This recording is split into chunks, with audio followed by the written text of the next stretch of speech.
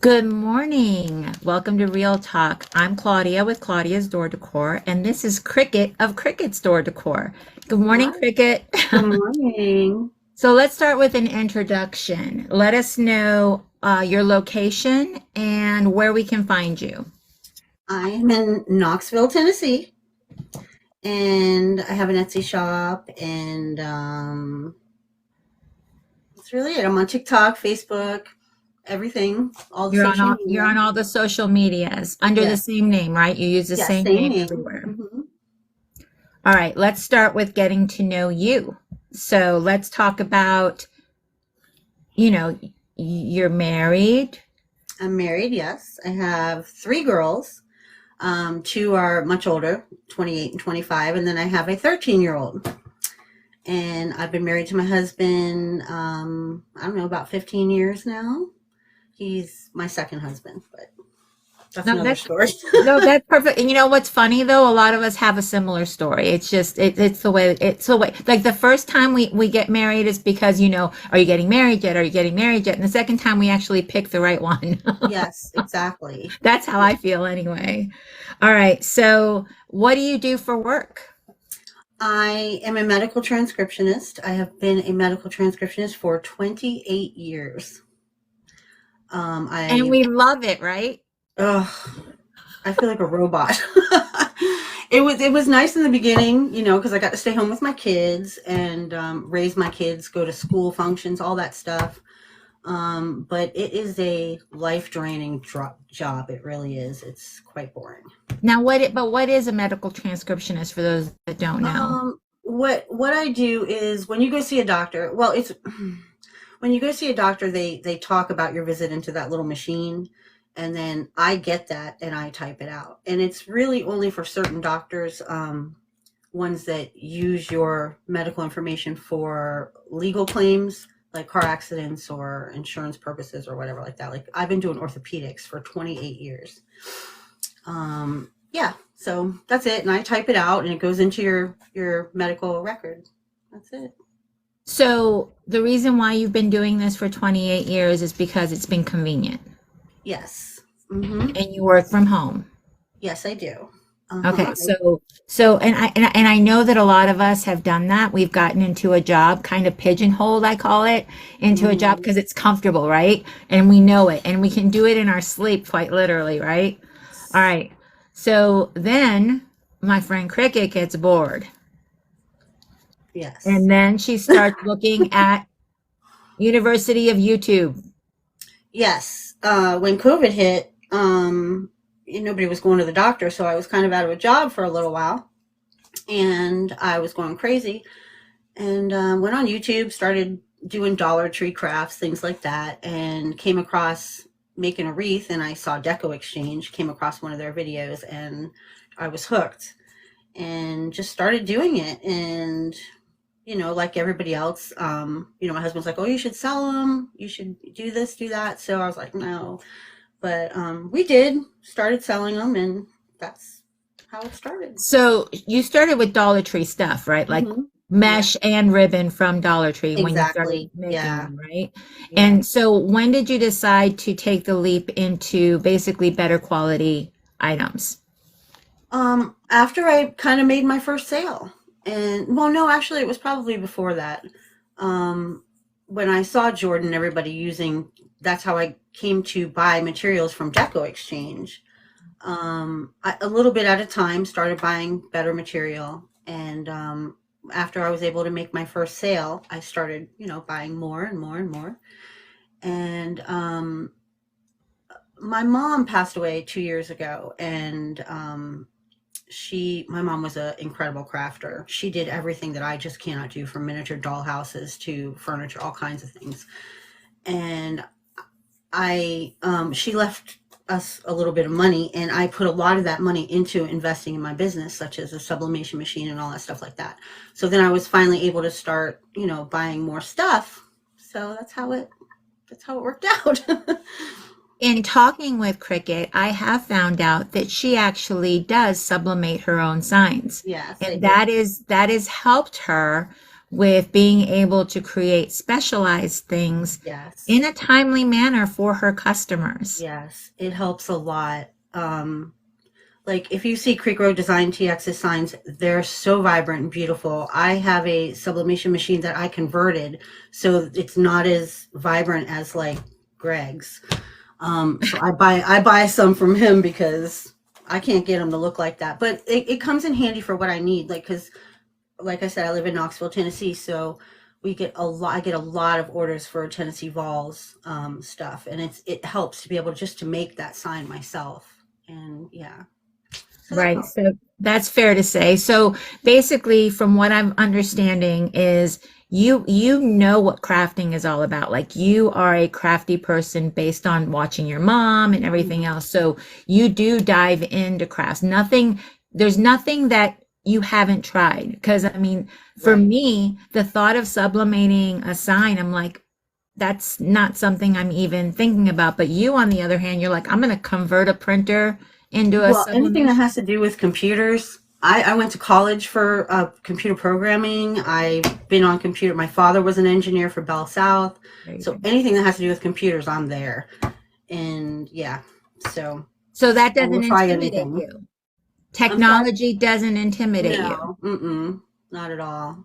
See, and that's good to know because technology intimidates a lot of us. Yeah, my It's husband can't even operate a cell phone, so I know he gets so mad. But yeah, I do love anything that has to do with a computer. I do love it.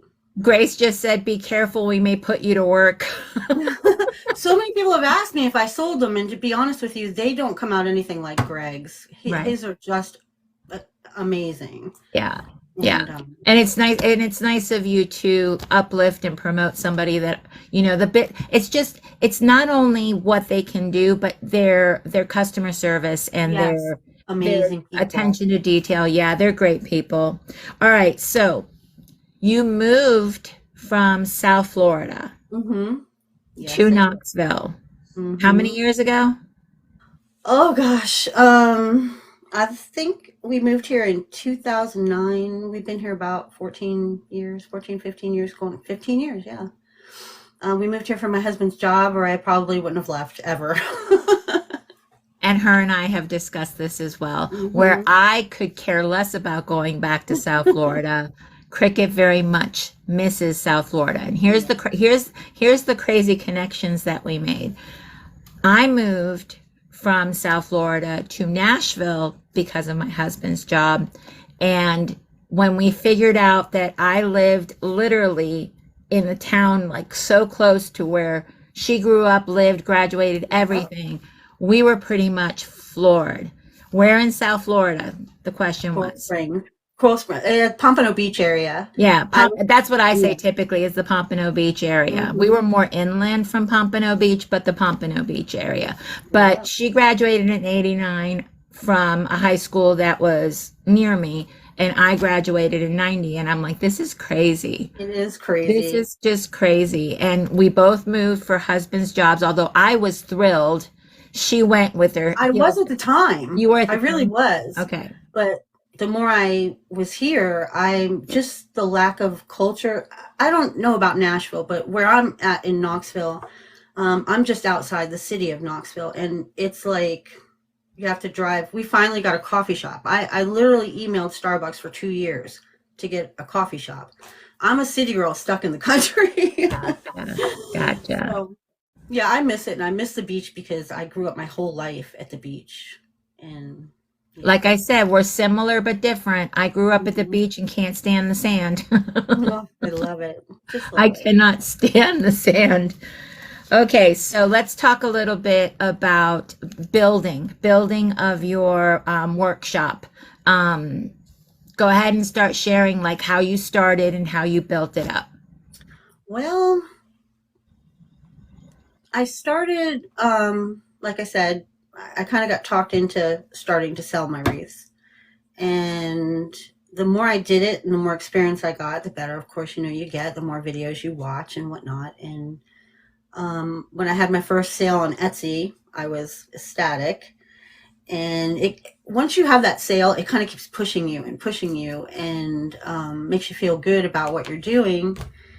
And so it kind of slowed down. Like, I didn't have a lot of sales. I started in probably November, and I got my first sale for, I think it was Christmas, and didn't have many sales between the beginning of the year. And so I decided to do markets.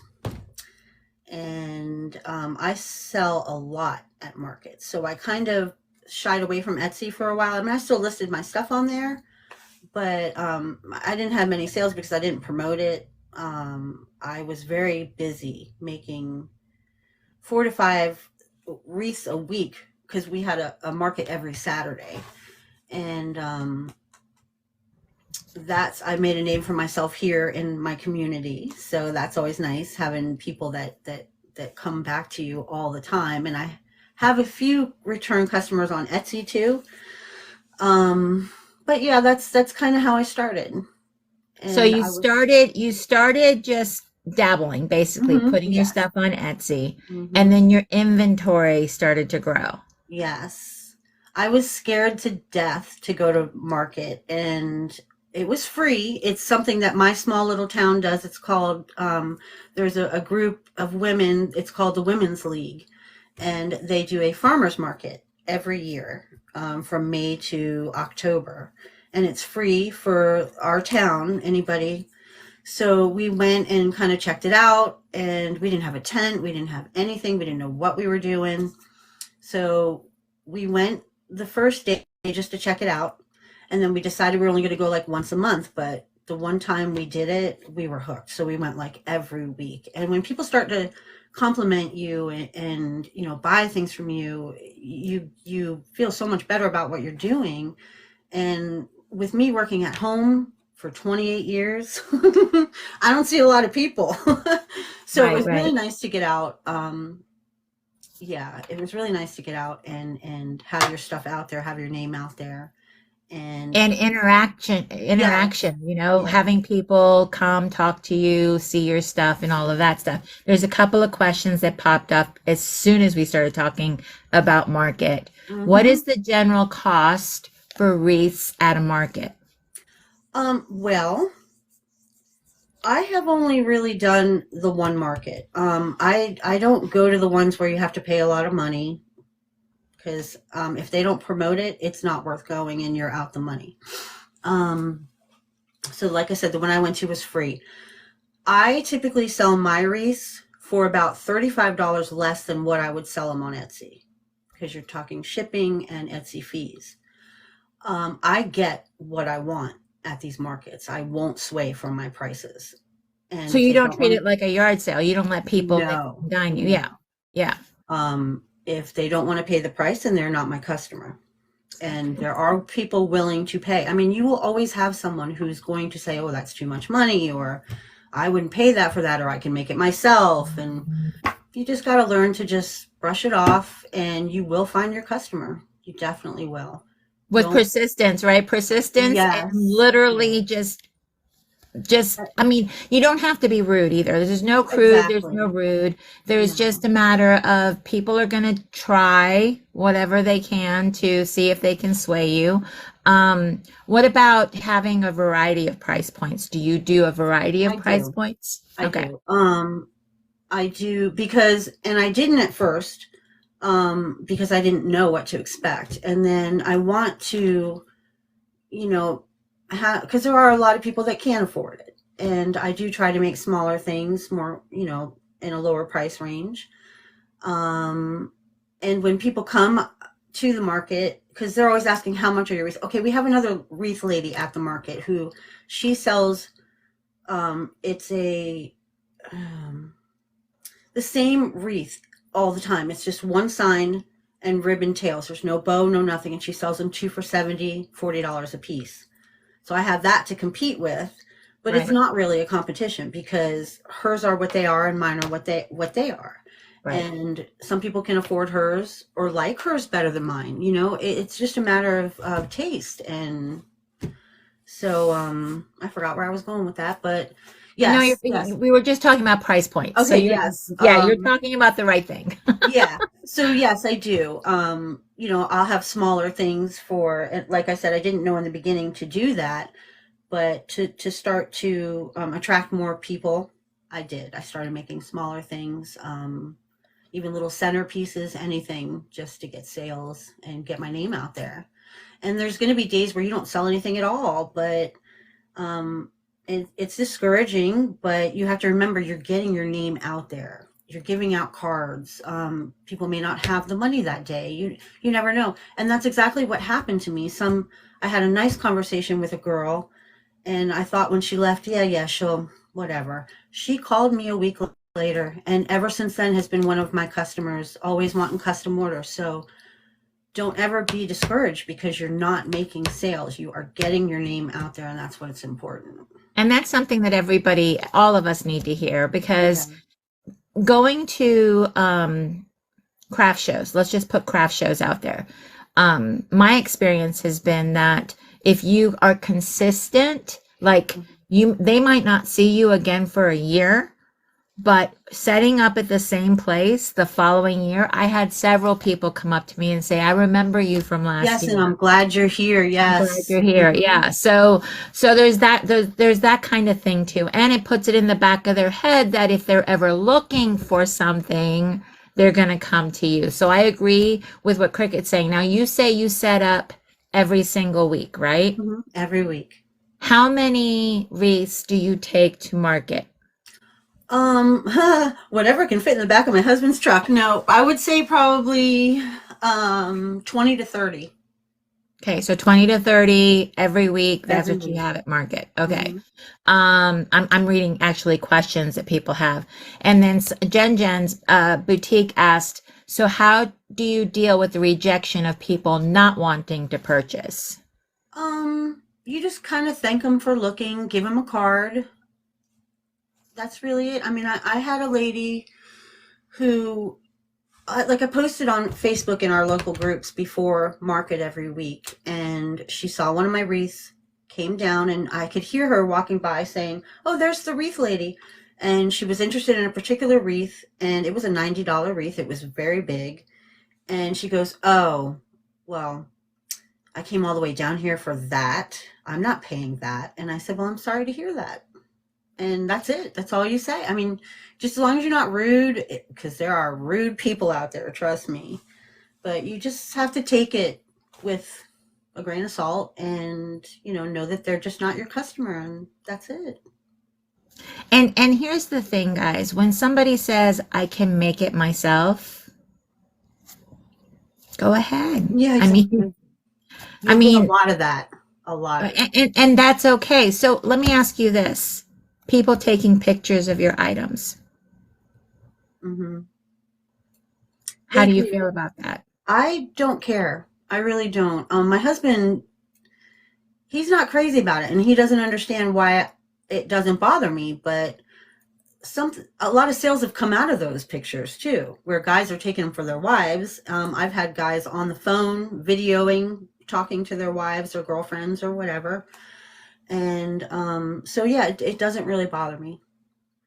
Yeah, I found the same thing. Like, I have one that I have that's an over the top wreath that I took to my craft shows. Mind you, it's one of those Highland Cow fuzzy ones that, hmm people were asking me, can I put that on the outside of my barn? And I'm like, if you want it destroyed, it's not for the outside. Yeah. It's got fuzzy material. I mean, so, but they did take pictures and they were like, oh, my so and so would love that, and it's just an ego boost, I think, for hmm somebody to take a picture.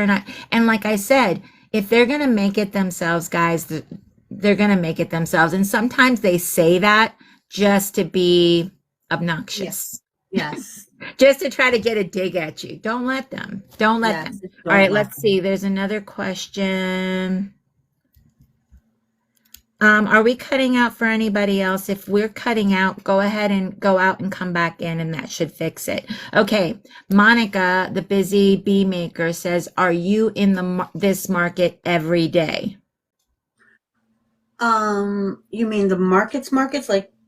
going to the market I selling. think that she's because you go on the weekends, right? That's when the market is the Yes, it's a weekends. weekend thing. Yeah, so it's not an everyday, it's not an No. everyday thing. Okay. Let's see any other questions.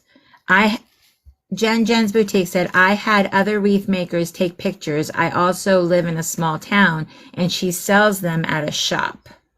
So what happened? Did anything happen from that? Okay, so here's the thing, guys. Okay. There's always going to be inspiration.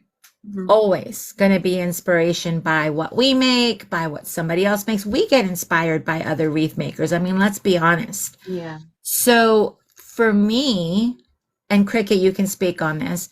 For me, if somebody is duplicating or making something that I've made, it doesn't bother me. It actually, I'm like, I've made it. Somebody's copying me. You know Yeah. what I mean? It's like, it's silly to think that way. But at the same time, I'm like, if somebody can make something that I've made for themselves, because that's how I started. I wanted to make something for myself. You know, if somebody can do that and it makes them happy and I inspired that, hallelujah. Cricket, how do you feel about it? I, it doesn't bother me either. Let me tell you, I'm cheap. I'm a cheap person. And if I can make it myself, I'll see something in the store and go, I take pictures of everything in Target, Walmart, and I go, I can make that. So it doesn't bother me. And it's Right. kind of, I guess it kind of makes you feel good. It's never going to come out like maybe they want to duplicate what you've made and they'll find out that they can't, or maybe they can. Um, I don't know. It really doesn't bother me. Well, Now, have you found that people want to learn? um, no. No, I haven't. I haven't had anybody ask me really. The other wreath maker at the market, I suggested, putting a class together for some of the ladies to learn. And her response to me was that she didn't want anybody to know how she makes them because then she wouldn't sell them. And I said, that's not true. I said, there are women out there that just want to get out and have a gathering. And it doesn't mean you're not going to sell anymore. Yeah. So, yeah, I Yeah. know. And it's a mindset, I think. I think Hmm. it's a mindset. And I think a lot of people feel um, like there's a lot of things that, I mean, think about anything we shop at, guys. There's multiples of them, Yeah. multiples Yeah. of them. If everybody felt that they can't do blank because somebody else already does it, then we wouldn't really have Yeah. choices. It's all about choices. I mean, if you Uh, notice as well, when people favorite things in your Etsy shop, if you go and look and see, they've favorited thousands of wreaths. So Yep. they're obviously, trying to make something themselves. It seems to me that Right. happens a lot too. Well, how do you do it? Do you favorite things that you would like to go back and look at to get some Yeah. inspiration from? Yeah, exactly. Mhm. So it's the habits that we form Yeah. that we see other people doing, and it doesn't affect us like it would like normally. It's like one of those things, clothes. When somebody wears something that you wear or starts picking up on your Yeah. style of Exactly. clothing, I mean, Exactly. it's the same thing. Okay, so Creations by Stacy says, I just can't believe the price difference between my wreath at my hometown craft show and online.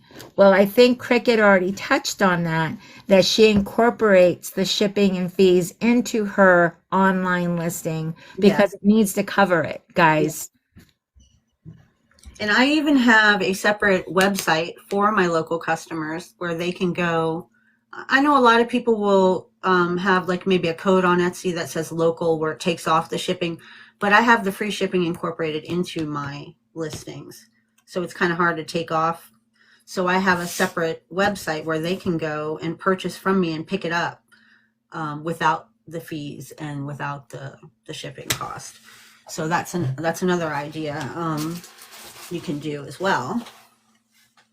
And Katniss made a good point. She said those are the people that think we're in competition instead of in this together. Yeah. Now, mind you, that's what the social media platforms has done, right? We're trying to teach and learn ourselves that it's collaboration over competition. And Hmm. that's a lot of why I do Real Talk is because I'm partnering with other creators that do the exact same thing that I do, to get to know them, to learn from them, to basically form a relationship with them so that we can grow bigger together. It's one of those things, guys, we're all in this together. We really are. And I know it sounds cliche, but if you truly have that mindset, if you truly believe that cricket's not my competition, I'm my competition. That's it right there. I need to be better than I was. I'm my own competition. I only compare myself to who I was 6 months ago, a Yes. year ago. I'm not comparing myself to cricket. That's not healthy. Yeah. All right. So Creations by Stacy continued. I mean, the locals would never pay the price I could ask for my wreath online, even without shipping. Like Cricket said, what did Cricket say? That's not your customer. That's not your customer. Let me tell you, my town is a mix of very, very poor and wealthy. It's just mixed together. And I don't know. You're, that's why I said to have different price points sometimes helps a lot with that. Well, that is okay. So here's another example that I'm going to share. I recently put one of my wreaths in a dentist office, my local dentist office. I'm like, why let it sit here where nobody's going to see it? Rather put it somewhere where several people are going to see it. And then I put a tag on the front Yes. of it with my QR code so people could go look, right?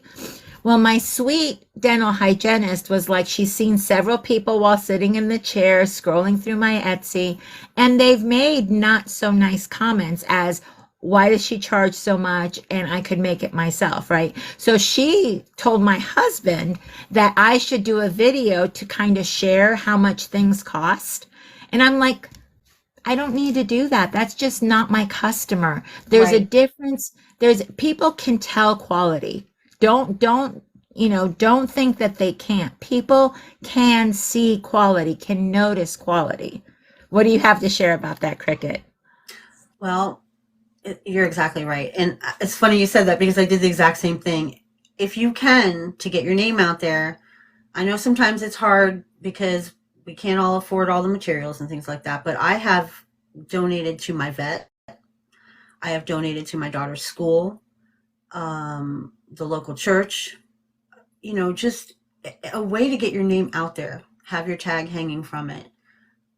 Anything you can do to get your name out there. And you will eventually find your customer. You just got to keep at it. Just keep at it. Don't give up. That's all I can say. And I think several of us, somebody said they took one to their bank. Mm-hmm. Several of us, Realtors. I have a yes, realtor too. Yes. absolutely. Several of us have been in the same boat, right? Row, row, row your Yes. boat. Yes. We've been in Yes. the same boat. But these kind of things that we share, collaborate, talk about, give people ideas of the things that you can do. I mean, you have friends, guys. Where do they work? Yep. Where do they work? Put a wreath up on their door. Yes. I mean, that's how we do it. That's how we perpetuate. Okay, so now building the things that you have behind you. Let's talk about Chris a little bit and all the things that he's built for you. My husband, he's a carpenter. He makes anything and everything. He even makes guitars. Um, but he built this rack behind me. Actually, I needed it like the other day, and he just was like that and built it. He made my mesh roller. Um, he made my wreath stand. I mean, he makes everything. Everything. I love that. I do. Well, the reason why is because we know that there are people who do sell these things, right? But at the same time, when you incorporate shipping and everything else, if you have somebody who can build it for you, Yeah. build it. I mean, It's everybody's got to okay. start somewhere. When I started off, I didn't have a bow maker. I didn't have, ribbon tail boards. My husband built me a bow maker. Um, Gave me a piece of wood for a ribbon tail board. Everybody's got to start somewhere. But my Yeah. husband is very, very talented. He makes cutting boards, coasters, clocks, chess, guitars. He makes everything, furniture, you name it, he can do it. Yes, as Angela said, yes, love the way that our husband supports us. My husband just built me all those things as well. I'm telling Yes. you guys, if your husband currently isn't part of your business, bring him into your business. I don't know what I would do without. He is my biggest cheerleader. Yeah, Absolutely. bring them into because not only are they your biggest cheerleader, but when they start understanding more of what it is that you do, Hmm. they have ideas too. Yes. He has helped me so much through these markets. That man has been there through the whole thing, lugging me back and forth, setting up tents, doing whatever. He's more of a people person than I am. And, he gets right up there with the customers, and he is amazing. I can't say enough about him. Michelle of Creek Road Designs, that's in the chat, just says, my husband is full of ideas. We appreciate Greg. We do, Yes. Michelle. We appreciate Greg. And we like how you got him involved, just saying. That's fantastic. Okay, so let's talk about you figuring out um, all things deco, exchange, hardworking mom. You're Yeah. starting to buy better materials. You were part of one of the groups. Yes. I joined Deco Exchange's coaching class for quite a few months. And, there's a lot you see on YouTube, but there's a lot you don't see. And I'm telling you, if you can afford it, invest in yourself, because I learned so much from that group. And I'm still learning. There's a lot to learn. And like, I'm even taking Courtney's hand bow class.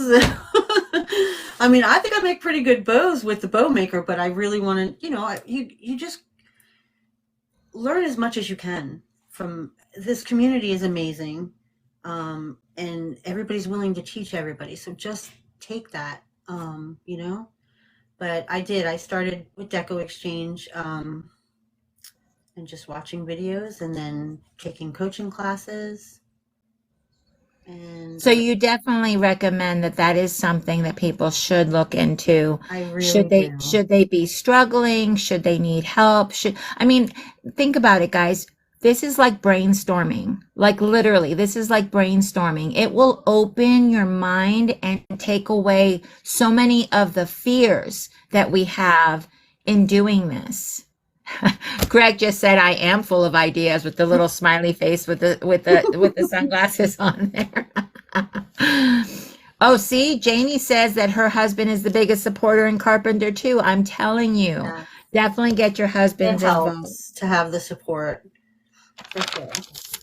All right, let's go back a little bit and touch on Etsy, okay? Because Mhm. you mentioned that you have a formula that you use. Can you share a little bit about that? Yeah, and I have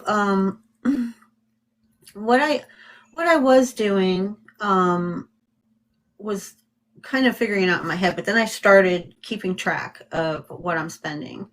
And I followed Damon's advice where he said, you should be charging like 3 times what you spend. And I found a spreadsheet. I don't even know where I found it, but I can share it with anybody who wants it. So if you want it, just message me. But it's a spreadsheet, and you just keep track of each ribbon, the sign, whatever.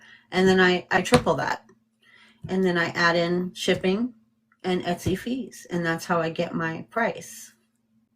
I know some people, they have, like, I know hardworking mom, and I did this for a while. She has a base price where she starts hers at $105. And if there's a bow, it goes to like 125. But I was having a hard time that way, getting a price. So I just kind of stuck to this, and it's worked, I guess. Well, how long have you been doing it? That says a lot. A while.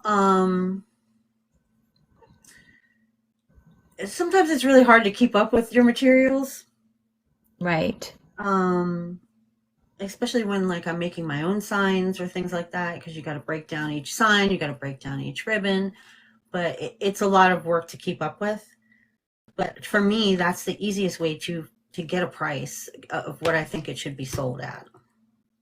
So you struggled with the honesty part of it, like staying Yes. true to Mm-hmm. the price because this is what's been put into it. Yeah. So I get that. It's integrity. It's integrity. Okay, so somebody asked, is the 3 times cost point, is that the time cost in it? My time in making it, yeah, I would say when you take the materials and times that times 3, um, honestly, these deco mesh wreaths don't take a lot of time to make. It may take an hour, hour and a half. So if you're looking at 3 times the price of the materials, that does cover your time, honestly. And that's a good profit, honestly, on something that costs $30 to make. It didn't always take you an hour though. No, it didn't. No, it did not. That's why I say in the beginning, I was going by base price, or had a base price. And I kind of felt like maybe I was overcharging. So for me, it's easier to keep track of what I'm buying and just go from there. I don't know. It makes sense to me. Now, people have said that when you start, maybe 3 times is too high because you're starting, right? You're just starting. You're building up your expertise, you're taking classes, you're learning.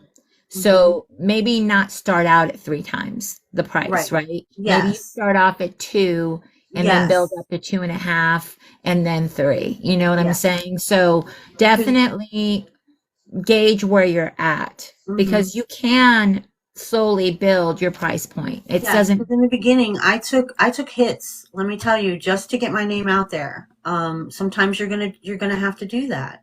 You're gonna sell something for what you don't want to, just to get a customer, and then but it helps build up. So yeah, start off with maybe 2 times the price. Maybe make, even if you only make $20 off of it, if you're at market or something like that. Yeah.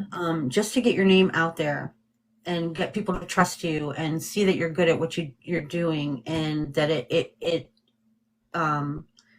it's worth the more money that you're asking later. It just takes a while to get there. Right. So don't be discouraged. And definitely, like a lot of people are saying, like people won't pay that. I mean, how many times do you hear that? People won't pay that. Truth of the matter is, like Cricket said, like we've all learned, that person that can't pay that, they're not your customer. Right. They're just not your customer. And it's also okay. Like she has, I'm gonna have to pause this in a second because I'm coughing. But go ahead and talk about the other wreath maker that you said sells her wreaths 2 for $70 and then Yes. 1 for $40. Go ahead and talk about that and how Yeah. that's what she's decided to do. Right. That's what she's decided to do, and it works for her. And now she's retired. This is more like a hobby for her to get out there. Her husband works, and her wreaths are exactly the same. I'd say they're probably about 26 by 26 by 6, and they have very little ribbon tails and a big 12-inch sign in the middle. She doesn't use very much material, so that's how she can charge that price for them. And that's okay. She's not my competition. Like I said, me and her actually get along very well. I love her. And but some people, that's what they want. They want minimal. I like big. I like to make big wreaths, and some people can't fit these in their storm doors. Hers you can. So don't ever compare yourself to anybody else, or you know what I'm saying, because everybody likes different things. And you're not gonna undo what you've done as far as like what wreaths you've made to compete with her either. Right. Yes. Yeah, because that's you don't do that, guys. If that's not your go-to thing. Don't try to hurt somebody else's business Right. by doing that, because that's, I mean, they see each other every weekend. Yes. That's not a good Yeah. thing to do. So don't do that. But definitely learn from that Mm-hmm. as far as like, let's say Cricket did a different market where this individual that she's got a relationship with isn't at. And she's like, well, just to get more sales or just start getting my name out there, maybe I can do something similar or offer something similar somewhere else, not at the same market. That's Mm-hmm. different. I don't know what's I happening. ran into, after our market stopped in October, I kind of went around town and did little ones here because it was around fall, like did fall festivals or things like that. And I've ran into several wreath makers. I've actually made friends with quite a few of them. And one lady does complete grapevines, one does evergreens. They're all different than what I do. So, I guess what I'm trying to say is don't get discouraged. Just do you. That's all you can do. Yeah. Um, but they turned out to be very good friends of mine, actually. And that's And I think that's fantastic, honestly. I think that making or having relationships with those that are doing the same thing that you are doing is encouraging. It's collaborating, guys. It just is. Like, for instance, I have friends that make certain types of wreaths that I don't. And Mhm. when somebody comes to me and asks me to make Yeah, that wreath, and I'm like, I would love to make that for you. However, I do know somebody that already exactly. makes them, and I would highly recommend them. And then I basically say, Yep. go here. And that also helps relationships, if that makes any Hmm. sense. Because, yeah, you can make whatever the customer is bringing to you, but, sharing that somebody else already makes that, that's Yeah. huge. Yes.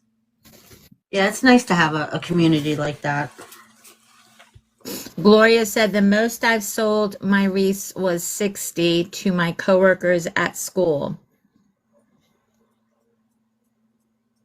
That's Well, because you wanted to get your name out there. That's what I'm yeah. thinking. I'm thinking you've done that because you want to get your name out there. My first round of selling wreaths, and mind you, they were Dollar Tree wreaths, mesh, ribbon, the whole thing. Mhm. I sold them for 60 Yeah. because I put a lot in. Like, I made those wreaths look full because that was the only way that I was going to sell them that way. But they bought from me and they've been repeat customers. So there's Yep. that. Yeah. Oh, there's somebody being filtered. So Grace said, ask again and add an emoji. Apparently, somebody's asking a question that keeps getting filtered. It's not by me, guys. TikTok does that. So I apologize. I apologize. And if you have any questions, I'm trying to read the chat at the same time as sharing with Cricket. So, Cricket, here's something else that you had shared with me about markets. You said that you would find a lot of them on social media. Can you share a little bit about Yeah. that? Okay, so after like I said, when my market it ended in October, and we really wanted to continue doing markets. So we looked on Facebook to find local markets, and there's a lot of scammers out there. We had It's a good thing that I'm not stupid, I guess you could say. You But are you are social media savvy, is what you yes, there you are. go. um because they will, and I just had this happen to me yesterday as well. Because I have an event posted for next week. We're having a Valentine's market, and on my own page, my Facebook page, somebody jumped on my post and said, if you're interested in being a vendor for this, please contact me directly for registration. I said, who are you? Because this is my event and it's free. And then all of a sudden she disappeared. So all I got to say is be very careful. If you do markets, make sure you do your research on who you are contacting and paying and whatever. Because people they will scam you. Yeah, there's scams everywhere. I mean, honestly. And the thing is, with a lot of markets, there are a lot of people that aren't as savvy about these things and they think that it's all legit. And it's hard to decipher. It's not easy. It's not really cut and It's dry. not. Cricket was able to jump on that because it was her event. So Yeah. that was a quick one, but it happens all the time. All the time, all the time. So if you do check on social media for markets, make sure that you call these people and ask them, are you having a market? Make sure that make sure what the price is before you pay somebody. Don't pay anybody through PayPal. Don't pay anybody until you call and find out more information Yeah, because verify, it's happened a verify, lot. verify. Yeah, people have been, yeah, restrict who you can post on your Facebook event. We see Hmm. scammer promoters all the time, and people do get taken for their money. Guys, be wise. If it's an event you've never heard of, Yeah. do your research. Do your research, okay? A lot of the things that pop up oftentimes are things that have worked for these scammers in the past. So they are really good with their wording Yes. and they could seem really legit and even copy a legitimate event. Mhm. So be wise, be wise. I can tell you one way, one good way is when you see someone post something, go check out their profile on Facebook because a lot of times there's nothing there Yeah. or they have like two friends. So if you see something like that too, Yeah, and that's it's a big happening thing. to all of us. What happened to Courtney? People stealing pictures of her wreaths. I mean, it's just all over the place. So you've been around for a while. Let's talk about that. Yeah. So Cricket has been a silent watcher, okay, on TikTok of a lot of us. Hmm. Probably Facebook too, right? Okay. Yes. So silent watching, to talk to all the people who watch silently. Share about the difference between being a silent watcher and then dropping down and just saying something during somebody's live. What's the difference? Um, I don't know. I sat in the background for a while because, like I said, I was doing markets, so I wasn't really trying to get myself out there, I guess. And I would just learn, you know, listen and learn. But when my markets ended and I knew I had to find another way to promote my business, get my name out there, I started talking more, I started posting more, and that's basically it. How's that been received? Very well. We have a great community. It's We do. amazing. We do. Um, We do. And that's again more collaboration. yeah. It's just another way to collaborate to say, "Hey, I've been watching, but I've been here." And I mean, honestly, I know that there's a lot of people who just watch. Like I'm not naive to think that Mhm. there aren't people that just watch and aren't, you know, for whatever reason, there something stopping them from engaging. Like, Sometimes, yeah. Sometimes, honestly, it's late at night for me, and I usually can't see my phone without glasses. So sometimes, if I'm watching TikTok, I don't respond because I can't see. fair enough, Or I'm just kind of like laying there watching. But fair enough. yeah. But I mean, for the most part, I mean, those that are silent watchers, it can get pretty lonely just watching Hmm. when you see other people engaging and we get Yeah. to know you that way. You know, the creators get to know the people that are watching and it's nice when other because I mean we literally travel in packs. I mean even as a silent watcher Cricket, you saw that we literally you got to see the same people over and Yes. over and over Yeah. again. Mhm. Again, that is how we get to know each other and Mhm. it's almost like Cheers when Norm walks into the bar. Norm, you know, somebody walks in, everybody's like so and so. You know, Yeah. it's awesome that we have such a great place to do that. Yeah.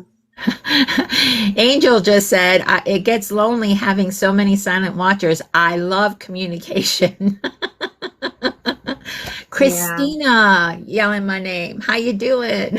So that's the thing though. So if you are a silent watcher and you feel like you're just watching all of these people and you enjoy watching all of these people and you don't know how to dip your toe in, try it. Yeah. It, Because Here's another thing too for me. Like I just started going live, and I'm not very talkative. And a lot of us are crafting while we're doing it. So it really helps when you guys on the other end make conversation, because sometimes we don't know how, or it gets awkward sometimes. Or When we you're end up oversharing. Yeah, yes, that We too. end up we do that uncomfortable oversharing or Hmm. talking about things that aren't relevant or have nothing to do with what we're doing. Yeah. It And I guess I didn't realize that until I went live, you know, um, that I was a silent watcher, not saying anything, and it helps the person on the other end when you talk. So I started it talking more. does. It does. This is my shy friend Cricket, who doesn't talk much, but we can pull words out of her if we try. Exactly. So when do you go live typically? Well, I don't really have a set schedule. Um, we were trying to go like I don't want to compete either, like whatever nights Courtney does or Lindsay or anybody like that. So, and you guys are on different time. They're on different time zones. So we just kind of do it when we feel like it, I guess. I don't really have a set schedule yet. Greg from Creek Road says coming up with topics for an hour or more is challenging for sure. It is. It really is. But It here's the is. thing, right? Here's the thing. If we were all in a room together, that wouldn't be a Oh, challenge. I know, right? Yeah, I don't know why it seems so when people are watching you. I don't think I would have went live by myself. I might one day, but it really helps having my husband here because he doesn't stop talking.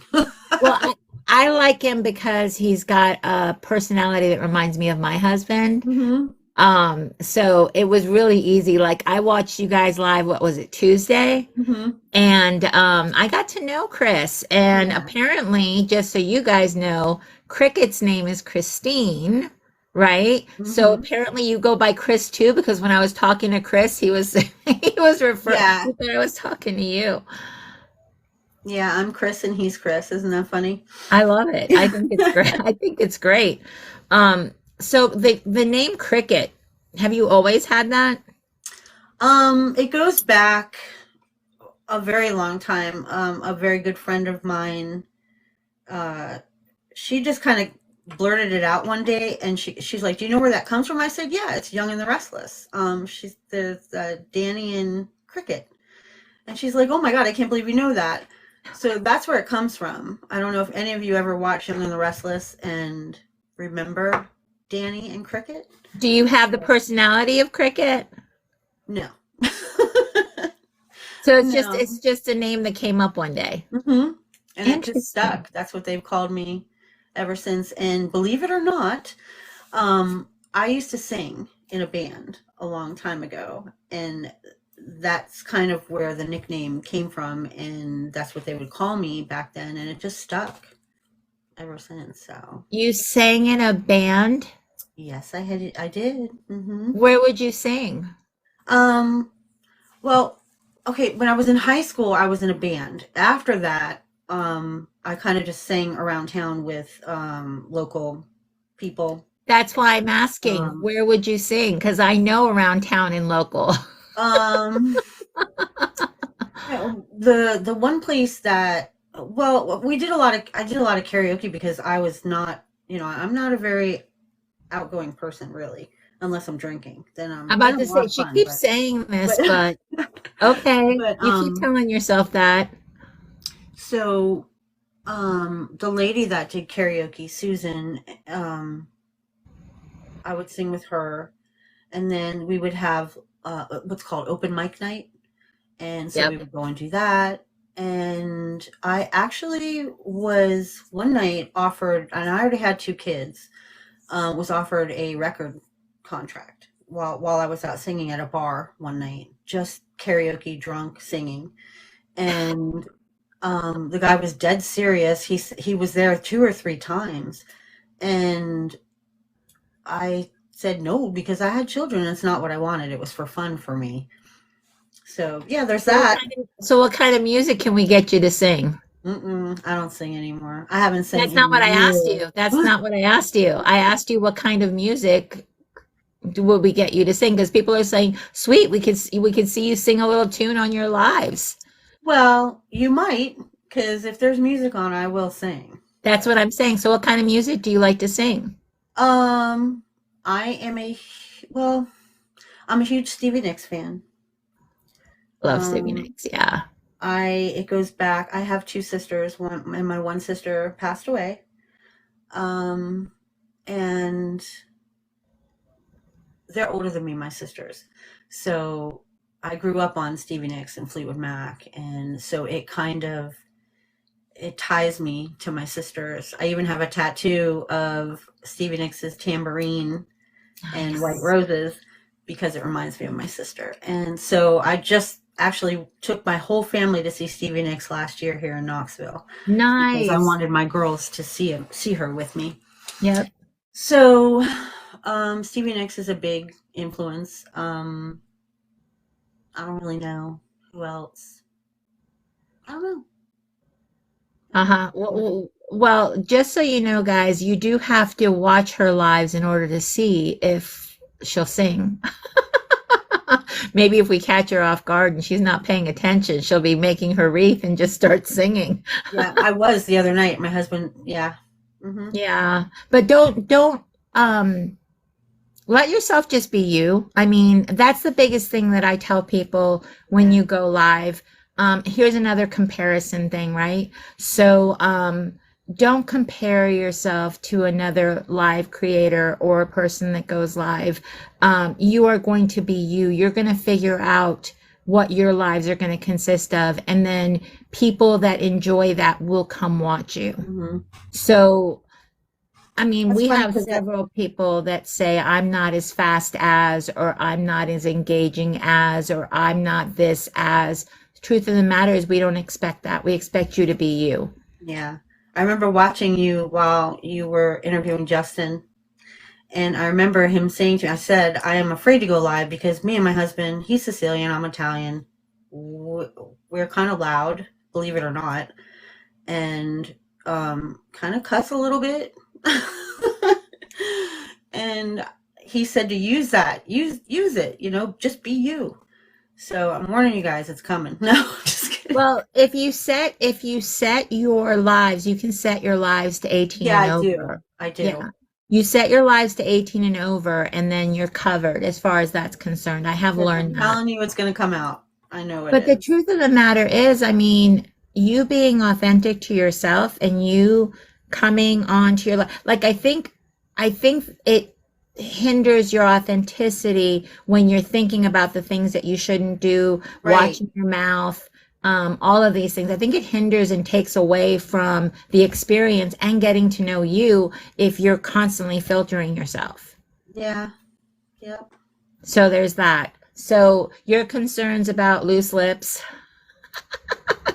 and if it's part of your dialogue, if it's part of how you are as an individual, how you communicate, how you whatever, I mean, I don't think there's anything wrong with it if that's authentically yourself. I think that the ones that try to put themselves out there as something that they're not, or Yeah. it comes across. I mean, people can sniff out fake. They can. Yeah. So you have to be true to yourself. And I know I've gotten messages from people that said, I went live and only had one person. That It happens. happened. Hmm. That happens. That happened to Somebody, me. I went on Facebook first because I was afraid to do TikTok. I had absolutely nobody watch me on Facebook, but I didn't care. My husband did. But I mean, you got to start somewhere. You know, that's all you can do. You'll get there. Trisha just said, so I can be the sailor that I always am. If it's true to you, if it's true to who you are, Yeah. sometimes when you try to create a persona, so to speak, you can only keep up with that for so long. Yeah. It's exhausting. It is. I mean, I try to stay a little bit professional, but still be true to me, who I am, who me and my Misty just husband. said if people don't want to watch, they They won't. won't. That's right. And that's the truth with anything. People have the things that they will give their time to. They Mhm. have the people that they support, the people that they want to watch, the people that they want to spend time with, so to Yeah. speak. It's the same as in anything else. It's either your people, your customers, or it's not. You know, Exactly. just Exactly. be you. And I can't encourage that enough. Hmm. I really can't. And sometimes you are just going to have one person, but I've told you guys, you just need one cheerleader, and sometimes that cheerleader is going to be in the same room as you. Yep. But that's okay. Get through it. Force yourself to get through it. Do the hard things. Yeah. I mean, the people that I watch now that have hundreds and thousands of people watching them didn't start that way. Right. They didn't start that way. That's not how they started. They started slow.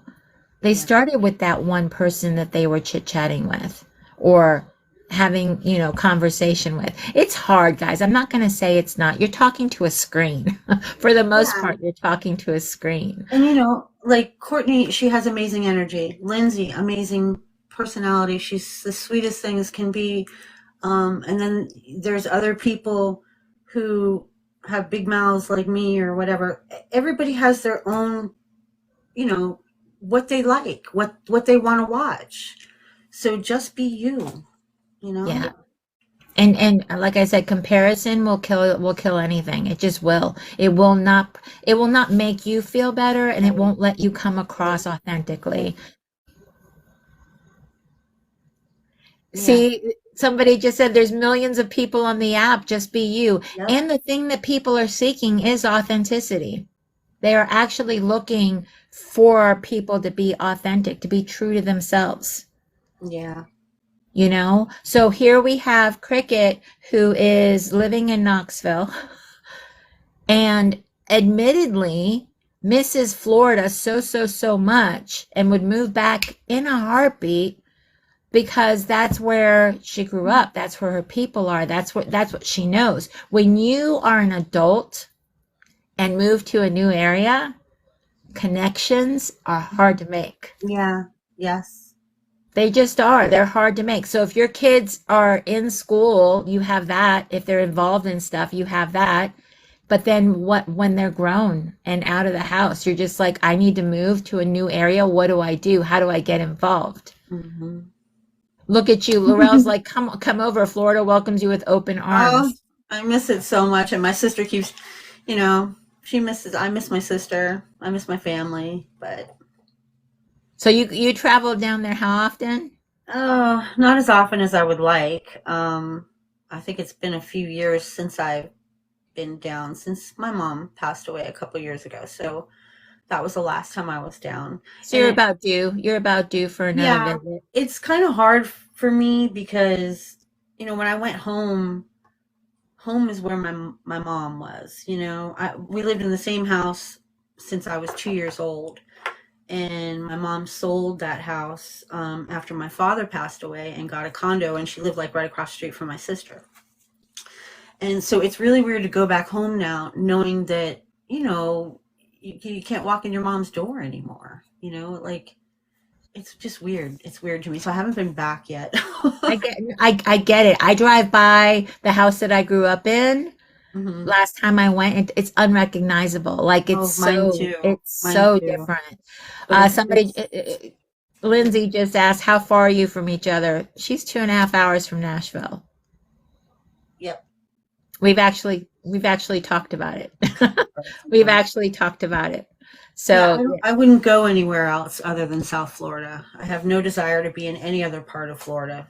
Orlando down. That's my. see, and I'm like, if you ever want me to move back to Florida for whatever reason, it's Lake Okeechobee and up. I'm not going back south. I have uh, zero desire I to miss go the back Keys. I south. miss Miami. So I funny. miss Fort Lauderdale. I miss it In all. Miami, guys, they have signs Disney. in the windows that say English is spoken here. Yeah, everybody's like. I think South Florida is a you're going to need a passport to get in there soon or something. I don't know. But But it's a mixtures of culture. Like it is such a and wide that's what I mixture miss. of That's what I miss. culture. I miss Okay, my so that's what you Cuban see. food. Nashville's different. There's a lot of culture here. There's nothing here. Yeah, there's a lot of mixed cultures here. There's a lot of wonderful ethnic groups. I have Um, nothing. yeah, it's one. I mean, I actually enjoy it. Look, I was raised on all kinds of, Cuban food. I love Cuban food. You can't get Cuban food here. Have you Um, looked? oh God, it's not Cuban food. Let's Gotcha. just leave it at Gotcha. that. But that's the thing. So There's no Italian food here either.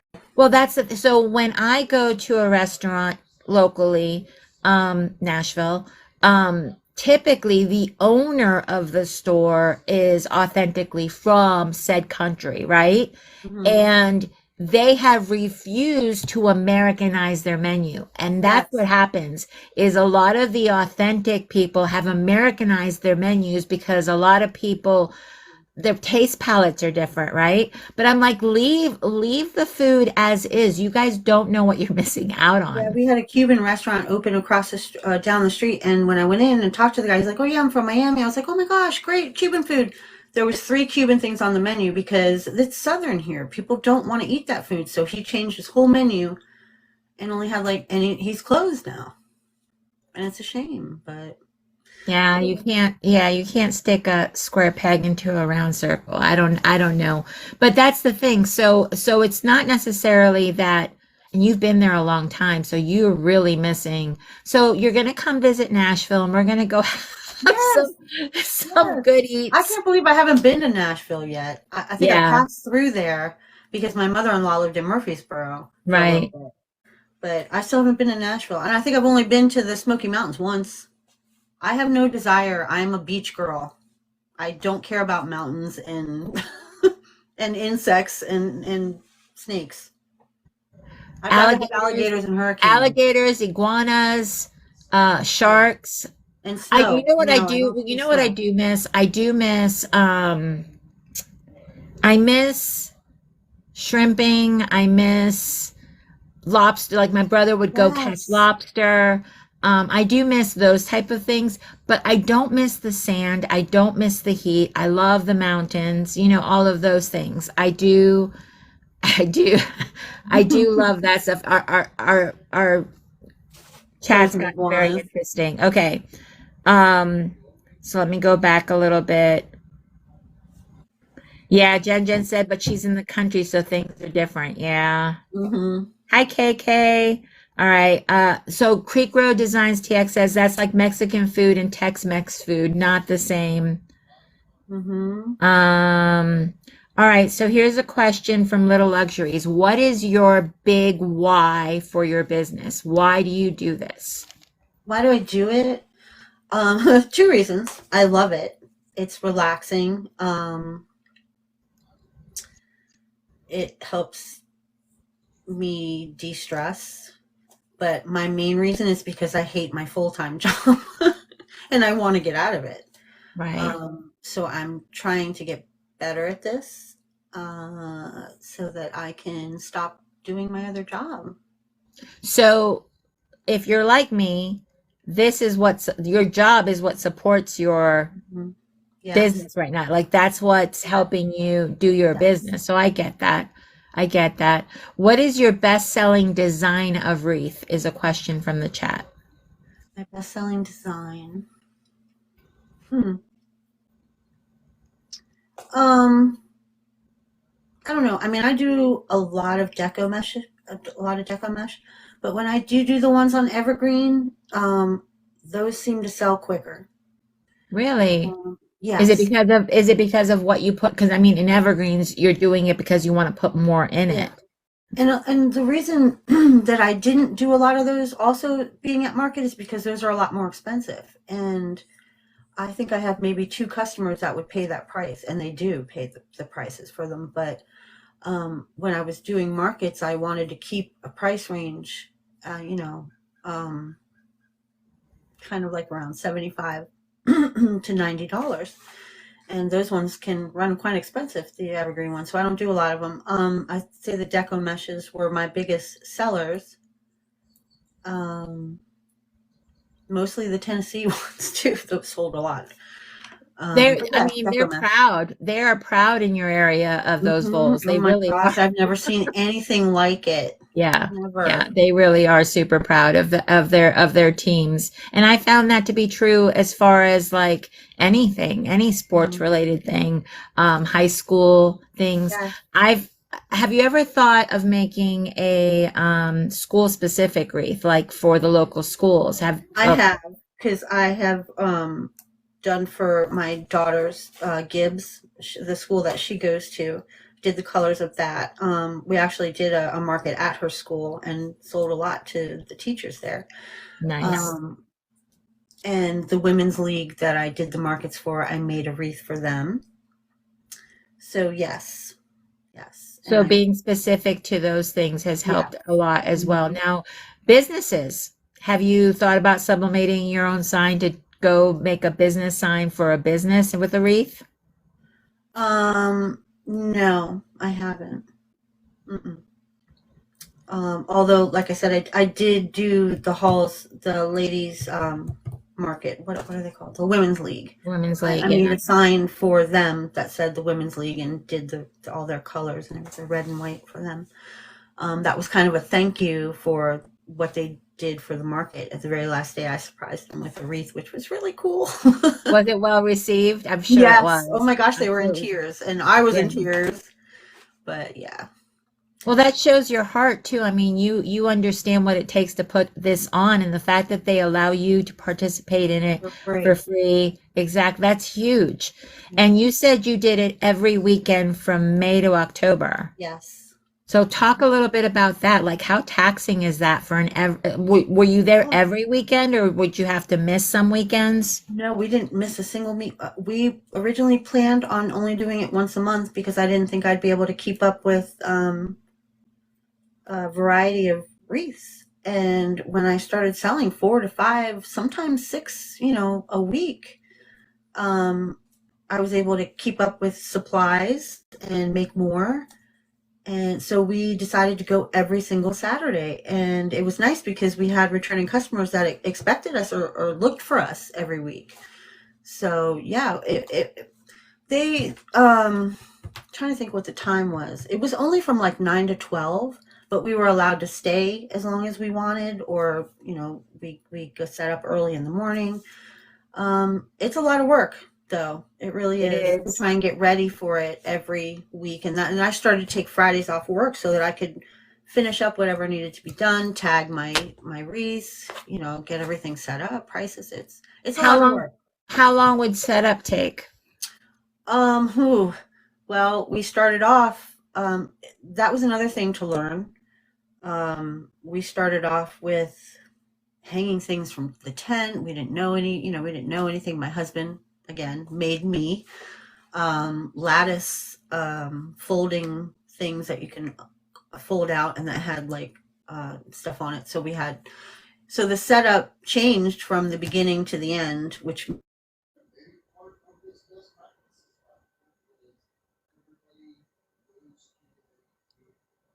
Your volume just left. I think you got muted. There you go. um, can you hear me? Yeah. We started off just with the wreaths in the back of the truck, and they were getting ruined. So there was a lot to learn. And then we started putting them in boxes, which made the setup easier. So we went from it taking about 2 hours to down to 2, 3, sometimes 2.5 hours just to set up, to refluff everything. And you got to take scissors with you, make sure, no fraying, all this stuff like that. But in the end, we got it down to probably about an hour. Yeah, because you, after doing it repeatedly, Yeah. obviously you came up with a system Yeah. because that's the only way to do it. But that's what I was going to touch on is the wear and tear of Mm-hmm. your wreaths when you're Yes. traveling like that, Oh taking my them back gosh. and I forth. was in tears because, you put a lot of work into this stuff, and then some of them got ruined, and I was like, "Oh my gosh, it's such a waste of money." And so we figured out a way to do it. I was using bags. That didn't work because you're stacking it on top. So we finally just boxes. Keep them in the boxes. That's the best way. They don't Now, get when you ruined. sell them, did you sell them with the box? No, I don't give them a box. No, no, I No, don't. this is just for transport. Yeah, they don't see the box because so they don't even know I have them because once I unload them, the boxes go back in the truck, and so they don't see them. But if somebody were to ask me, like I've had other vendors, they know we have boxes because they see us, and if they want one, I'll give them one. But normally I won't give them to them because they're expensive too. Well, and that's the thing, guys, is that you have to be so super aware, hyper aware of a lot of things. Mostly, you have to be aware of what you're paying into stuff, like how much stuff costs you, Yeah, and, don't cheat and yourself. no, and then you have to allow yourself a little give. You do Mhm. have to allow yourself a Yeah. little give. So the question that came through from Jeannie. Sorry, I'm butchering your name, but what type of wreath do you think holds more product to make a bigger one? Oh, definitely evergreen. Definitely. Yeah, an evergreen Um, base is definitely, and we did touch on that a little bit about the evergreens, and that if you're using an evergreen, it's because you really want to pack it full of yes. stuff and make a big Yeah. wreath. And then Trisha asked, you have to set up every weekend? Yes. Mm-hmm. Yeah. Yeah, guys, markets that are like that are usually in a place that you have to break down and set up every Yes. single week. And it's exhausting. It is. Especially when you're old like me. So there's that. Girl, when yous that are my age start talking about old, okay? It really affects me because I say that I'm in my second teenagehood. Now that we have children that are grown and flown, I'm in my second teenagehood, and I like the way that I think a lot better. I do because my too. Oh, because my give a damn's broke. I know. I mean, I feel young up here. Just, Yeah. mm-mm. Mm. Sometimes, it just reminds you in the morning when you wake up that you're still alive. I mean, that's basically it, right? Yeah. All right. So Lisa B. Wreath Decor asks thoughts on swags. I love swags. Those are a lot of fun, and they're a good price point too. Um, when you, I guess depending on what size that you buy, if you're not going to buy a huge one like that, but I love doing swags. Uh, they're good. They're good bases, solid base too, and you can get a lot of stuff in them as well. When I started with the Dollar Tree frames, you got to watch. They're great. I mean, don't get me wrong. I still use them for certain things. But you got to be careful. The heavier signs, they break. The frames will break. Um, so yeah, swags are good. Swags are a nice base. Can get a lot of stuff in them too. So, question from the chat, Pat asks, "Hi, where do you purchase evergreen wreaths?" Um, well, Joann's was selling them year round. And they're kind of costly though, unless they have because they're like $20 for a 24-inch, and they're the double ring ones, which I love. I like those better than the single rings. And they're about $20, but Joann's usually has 40% off, 50% off. But that's the only place that I can find them where you can get them year round. But right after Christmas, they're gone. But Yeah, and a lot of people do buy their mhm, stock for the year yep. when they have the sales at like Hobby Lobby, Yes, I wasn't able to Joann's. find any. Yeah, yeah. So basically, from a person that's pretty new at making wreaths, I've been making them to sell for almost a year now. Okay. Before that, I would make them, but I was just selling locally. I wasn't online selling them. I learned last year when to buy stuff, Mm-hmm. right? So I made a mental note that I need to have in my budget enough to invest in certain things, and one of them was evergreen wreaths. Yeah. So I definitely had that in my budget so that I could jump on that when the sales came and get my evergreens. Yes, if I would have known, I would have planned for it because by the time I got to Hobby Lobby, they had like only the flocked ones and everything else was gone. So, Well, see, that's the note thing. to self, now I know. Next year you'll be, yeah, you'll Hmm. be prepared. You'll know. Yeah. So a question from the chat, Little Luxuries, Misty wants to know, how do you balance work and life? Oh gosh. I don't know. Sometimes I honestly feel like a robot. I wake up, I've done the same job for 28 years, raised three girls, still raising. I've got a almost 13-year-old. Um, and I don't drink caffeine, so I don't know how I do it, honestly. I really don't. And I don't drink either, so I don't know. I stopped, I used to drink, but you know, socially, but I have diabetes, so I stopped drinking. Yeah. But I don't know how I do it. I really don't. Honestly, I just wake up and each day I just do it. I don't know. Greg's asking what your day job is. She I'm a loves medical, talking about it too. I'm a medical transcriptionist.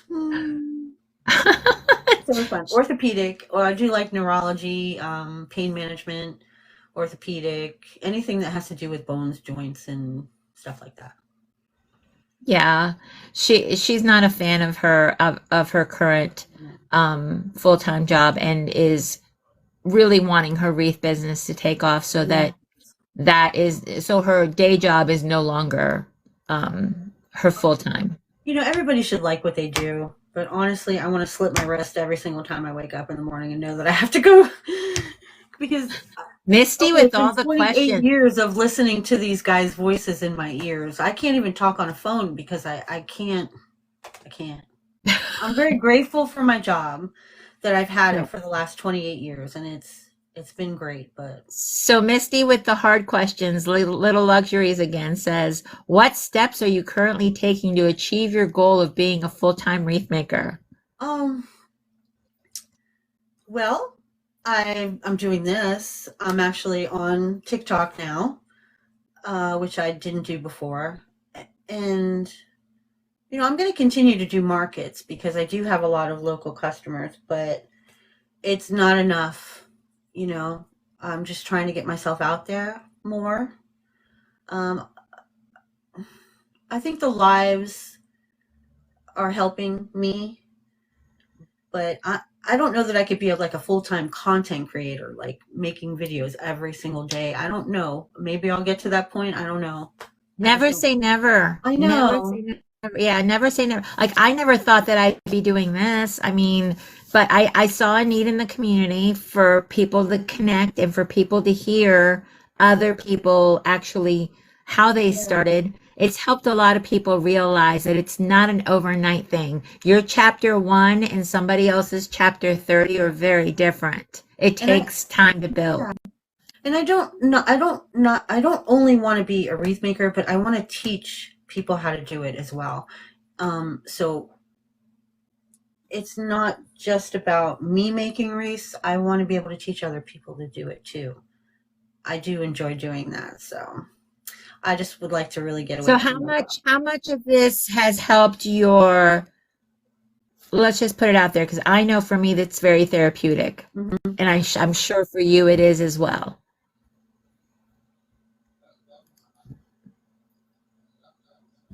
How therapeutic has this been for you? Like, when you're in your craft room Oh, designing. it's very therapeutic. Um, I have, or I should say I had anxiety really bad. And I, like I said, I'm not really around a lot of people a lot. And and also the everyday of, taking care of kids, doing this, doing that, paying bills, blah, blah, blah. It feels like an escape to me. Um, okay. my escape has always been video games. I'm a big nerd. I love video She's games. a gamer. Yes, I'm a big gamer. Um, but I gain weight doing that. So, Understood. Got it. Yep. so this is like an escape to me. It just clears my mind. It makes me feel, you know, I get it. I fully understand. Like so many of us, I mean, different people have shared, when they first started making it, it was to make it for themselves, to make themselves something pretty. And then it led to other people yeah. asking you, Hmm. hey, would you make one for me? Um, Yes, exactly. yeah, to then it was like, okay, now I'm addicted to ribbon. I mean, Yes, yes. ribbon is so pretty, and the better the ribbon, where it does what you want it to do and it stays where you put it. I mean, that's all addictive, right? So, I'm like, that's all part of it. That's all part of our Oh yeah, creative. and the shopping. Sometimes I like just to shop, not even to make the wreath with the stuff I buy, just to shop for it. Yep. Yeah, and you get inspired when you shop, I think. I think, Hmm. walking around seeing all the pretty stuff. Yes. So Mary says we all need our crafty dopamine. Yeah. But it's all part of it. And I know that several people that are just starting out like see what's behind Cricket with all her beautiful ribbon and see other crafters that have all their wonderful supplies and everything. Mhm. She did not get that overnight. Nope. That was not, I went shopping and filled up everything overnight. It's an You know, investment. it It's is an investment. It's a build. You build it like a house, like you would build a foundation. And then that's what you do. You build it. It doesn't just end up that way. Have you purchased anything from any destashers? Have you ever no, purchased I stuff from haven't. destashers? I have I not. have heard, now mind you, I haven't done it yet, but I have heard that you can find some pretty amazing gold mines when somebody's done with the wreath making and they want to be able to Yeah. destash it to somebody else who's doing the same thing. So definitely be looking for those kind of situations, guys. Yeah, I'm in several different groups, but I haven't, again, with the scammers, I'm just so worried. So I haven't really bought anything. But So I'm gonna, Angela said her husband just asked me, do you need better material? Is that why it's not laying the way you wanted to? Let me tell you something, guys. Okay, so Cricket's going to add her own piece in here. So be thinking about this, Cricket, while I talk about it. Okay. I have not purchased any of the luxury ribbons yet. I have not. I have been told that once you start purchasing the luxury ribbons, it's really hard to go back to maybe not so great ribbon. Um, I have been told that. So I haven't purchased the luxury ribbons because of it's a self-control thing. I don't have any, and I really need to be wise with that, right? So I know myself well enough to know that the luxury ribbon is something I'm going to have to step into, not jump into. So, Cricket, how do you feel about luxury ribbon? Where are you at with that? oh, I've bought a couple. And see, the thing is, too, you have to incorporate that into your price, So, if you don't have the clientele that's going to pay for the luxury ribbon, you don't want to use it. I'm staring at a Ferris silk right now, but it was around Christmas and I wanted one, and I saw Craft Outlet was selling D. Stevens around, I think I bought it for Halloween. Well, I ended up using it in a wreath that nobody bought. So anyways, I bought But some that's but that's fair. That's your experience. right. And then I bought some Ferris silk around Christmas, and it was really cheap Ferris silk. It was probably a $20 roll. Um, and it probably wasn't the best. It was probably the lowest level of Ferris silk that you could buy. But I just had to have it. And so I did kind of, I went over into the dark side, but I don't buy it. I don't buy it. Well, they do have sales. often Yes. places will have sales, or they actually mark down or put on sale like a deep discount the stuff Mhm. that they're discontinuing. So Yeah. you need to be aware of those things too, right? Yeah, but mostly honest, if your customer is not going to pay for to have luxury ribbon in your wreath, it's not worth buying it. Unless, Right. I mean, You if you kind of want it for have to build yourself, up to that clientele too, I yes, feel, yes, right? Yeah. So yes. somebody asked in the chat, Angela, a touch more says, what are your thoughts on fabric mesh? Some are good, some are bad. Um, I find they stick to a lot of stuff. And like I said, I transport wreaths, so fabric mesh doesn't hold up very well. I did find, and I don't buy Joann's or places like that, Hobby Lobby, maybe the jute mess at Hobby Lobby, but I was walking into Joann's to look for the evergreen bases on Christmas, and they had, I guess, an outside sale.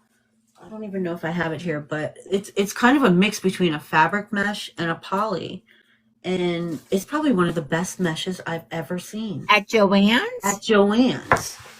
She's gonna Um, find it. She's gonna I'm find gonna it. She's gonna find it. show it. Hold on. She's gonna find it and she's gonna show us. This is it. It says deco mesh, Uh-huh. and it's got like a glitter in it. Okay. Plus it's fabric too, and it's soft, but it's still got the poly in it. And this was all on sale for this is a 21-inch they got it marked at $15. This was on sale for $3. And I was like, all right, $3, I'll try it. Oh my gosh, I'm in love with this mesh. Did you So get more? Did you I actually did. stock I bought up? a whole Okay. bunch. But I was about to say, did you stock up? See, and here's the thing. This is my recommendation always, because depending on how you use the mesh, like if you're doing poofs, you have to use a certain kind of mesh. If right. you're doing cruffles or ruffles, guys, be aware, know your mesh. Like Yeah. play with it. Get familiar with it. Different Yeah. mesh is going to do different things. For me, fabric mesh is amazing Mm-hmm. because of the technique that I use. Yes, So that is what makes it right there. it's It's the depending on how technique. you use the mesh. I can use value mesh and I can use fabric mesh because of the technique that I use. So there is several things, especially if you find something that you like to use with the technique that you use, you can Mm-hmm. figure it out, guys. You can definitely figure it out. But like, so we all have techniques that we are perfecting, I guess, to the closest thing of perfect can be, right? So I suggest that when you're working with mesh, that you have a plan for, right? You have a plan, you know what you're going to do. But don't be discouraged if that technique and that mesh don't Right. work, Yeah. because that's a learning process. Mesh is a pain. I mean, you gotta. It's a pain to work with until you find what works for you and what technique works for you. Yes. Danita says, hi from North Carolina. I've been watching while I'm working on an order, enjoying you both. Thank you, Thank Danita. you. Thank you, Danita. Well, we're about an hour and a half in. We have about 30 more minutes to go.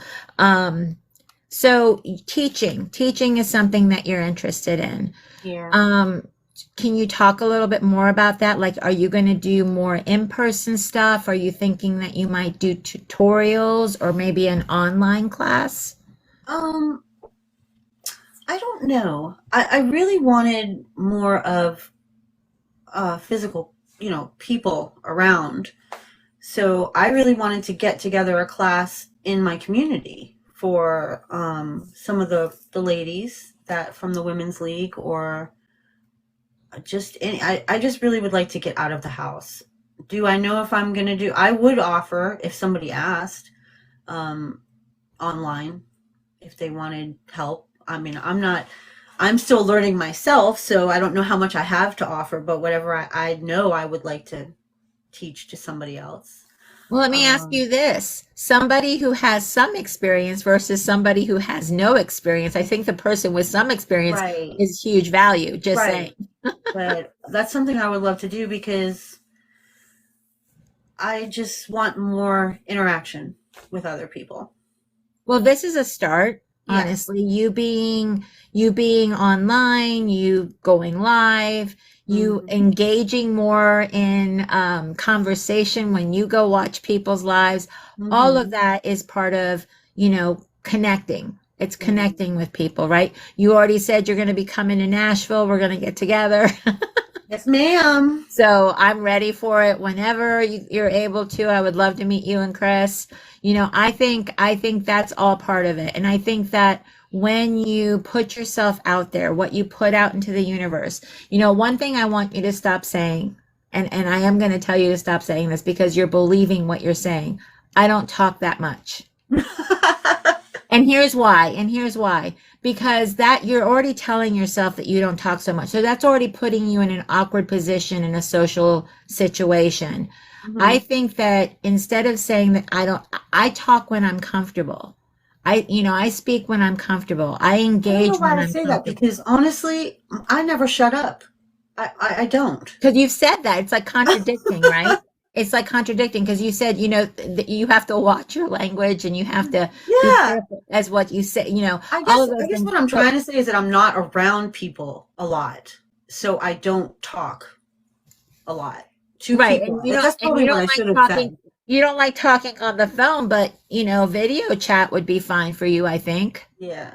So video chat with people. That you've got to know yourself enough to know that what you're missing is engagement, right? You're missing the human interaction. And believe it or not, even if it's Thanks, Mary. virtual, this is humans interacting. Yeah. I'm not a robot by any means.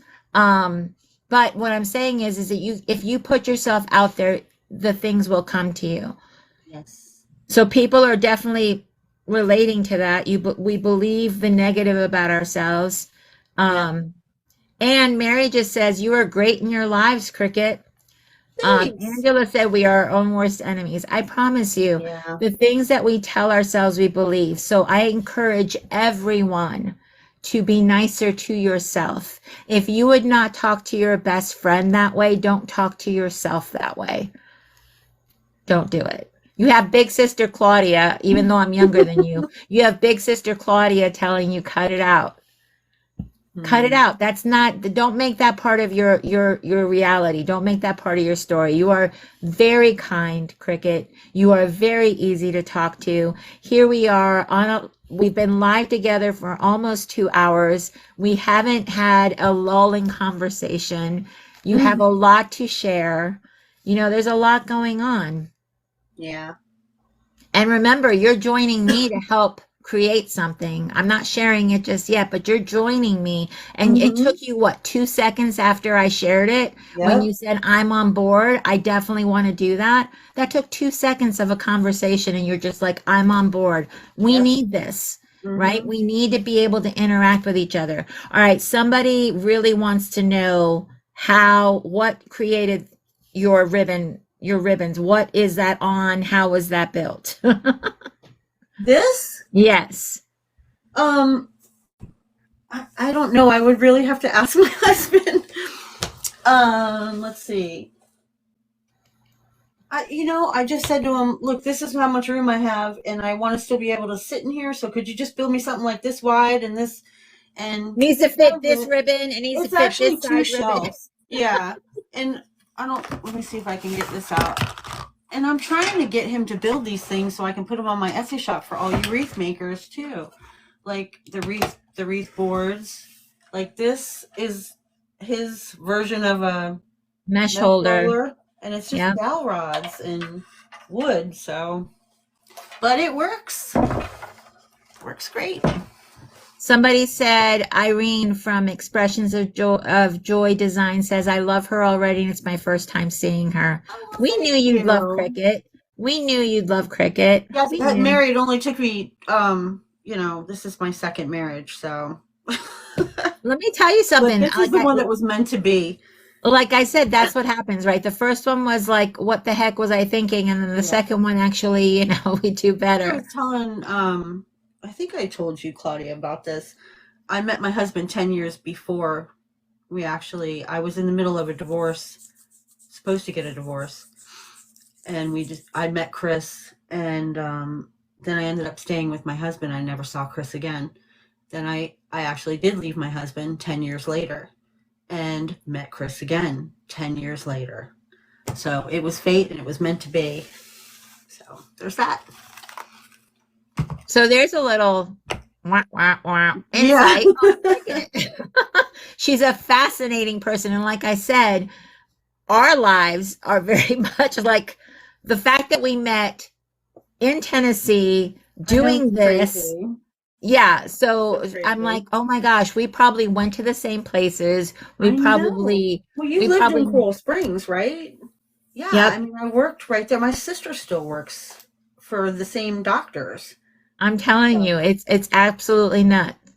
So yeah, some Irene actually says what's meant for us will always be for us, regardless of how long it takes. yeah. That's so true. Mhm. So true.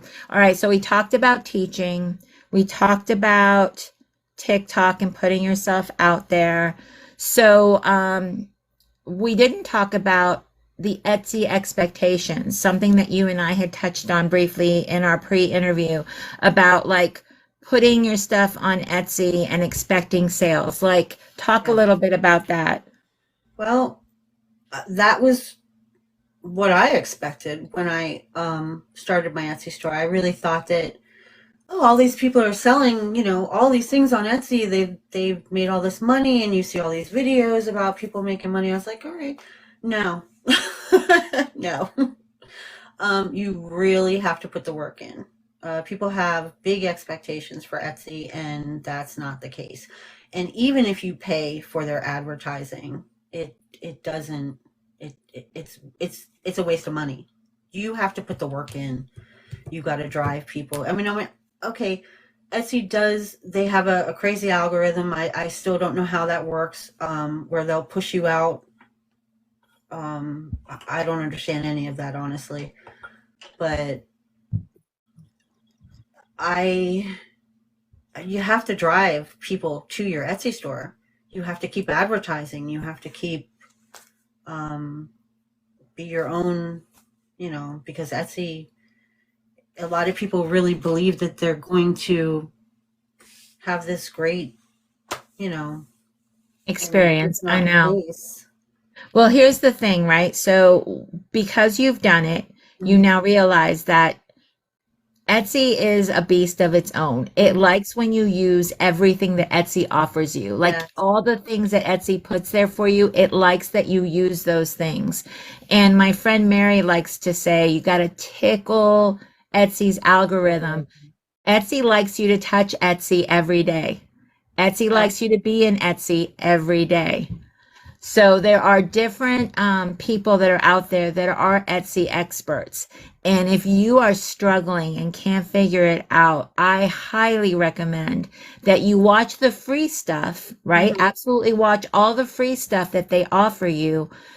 But when you get to a point where the free stuff isn't like giving you enough information, they have groups that you can join to get the Yes. information you need. It's a touchy-feely platform, Mhm. says Mary. I knew that was going to happen. Yeah, I just started to watch some of the videos from the Etsy consultant last time when Mary was on here. That's where I heard about it. Because there's a lot to learn.